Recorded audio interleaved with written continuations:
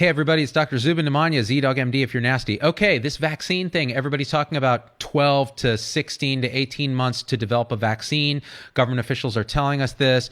Here's why that's supremely unrealistic and that we shouldn't hang our hat. Now, vaccines are the exit strategy from this ultimately, as they have been for numerous diseases throughout history, but people don't understand, and I did an interview with Dr. Paul Offit, who has co-invented a vaccine for rotavirus. People don't understand how difficult this is to get right and be safe. And this is why. Unlike medications, where people are sick often when they take them, so they're willing to accept a certain amount of risk of side effects and complications, with vaccines, you are giving healthy people, including children, this vaccine, which means if it has a 0.5% chance of causing serious harm, you could potentially do more damage than the viral pandemic itself. So you really have to be careful. The reason I advocate vaccines is that they are safe and effective because they've been through years, if not decades, of research. The fastest vaccine we've ever developed was the mumps vaccine, and it still took like 4 years. All right. So why does it take so long, and what could go wrong with vaccines? Here's the thing. With vaccines, there's many different approaches to how you make them, but ultimately you're generating some sort of protein that looks like the business end of a virus that then triggers your immune system to mount a response that neutralizes that particular protein. So when the real virus comes, your army's geared up and ready to go, and you knock it out before it causes harm and can replicate a lot and so on. And that makes a lot of sense. But it turns out, in order to make that protein accurately, it better look really, really, really close to the original virus, because if it doesn't, you can get a phenomenon where you create a response to this protein that's not quite right. And instead of neutralizing the virus, you get these things called binding antibodies, which then actually help the virus enter cells through a process called antibody-dependent enhancement. The bottom line is you could, through your vaccine, make things worse. Now, this has actually happened with a modern vaccine, the dengue vaccine. So the first iteration of dengue vaccine, young children who'd never been exposed to dengue actually had this phenomenon of antibody-dependent enhancement and got sicker when they were exposed to dengue than they might have if they had never gotten the vaccination.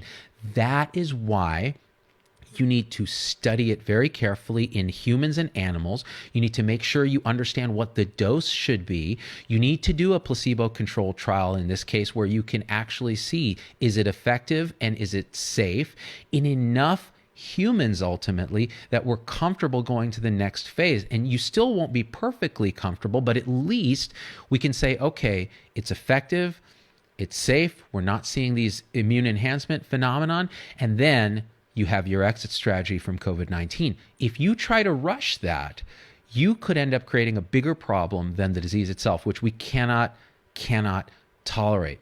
So the bottom line is then, well, if we're not going to have this safely in 16 or 18 months, we're doomed, right? No, we're not. This points out why it's so important to do social distancing, hand washing, listening to what they're telling you about flattening the curve, because then we slow the rate of spread of the virus, buys us time to do the vaccine right.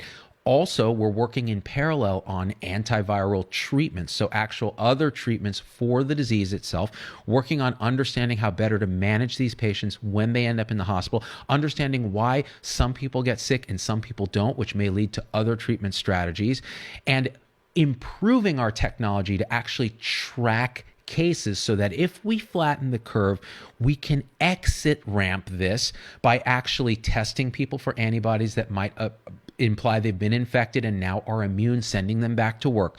When new cases arrive, as happens in Singapore and Hong Kong now, as people come back with infections, you can actually track them using technology, quarantine them and their contacts without shutting down the entire economy like we've had to do now because we never tested up front. All right. So there is an exit strategy. We are working on vaccines, but Don't believe the hype when people talk about 12 to 18 months. That is going to take some heroic act to do that safely. And so let's work on everything at once. And you can do your part by social distancing, washing your hands, and listening to what the authorities are saying. All right, guys, do me a favor, share this video, become a supporter on Facebook or YouTube, leave a comment, watch our deeper dive interview with Dr. Paul Offit, where he goes through this, our past interviews with Dr. Peter Hotez, and other interviews that we continue to do. All right, guys, I love you. Stay safe, and we out. Peace.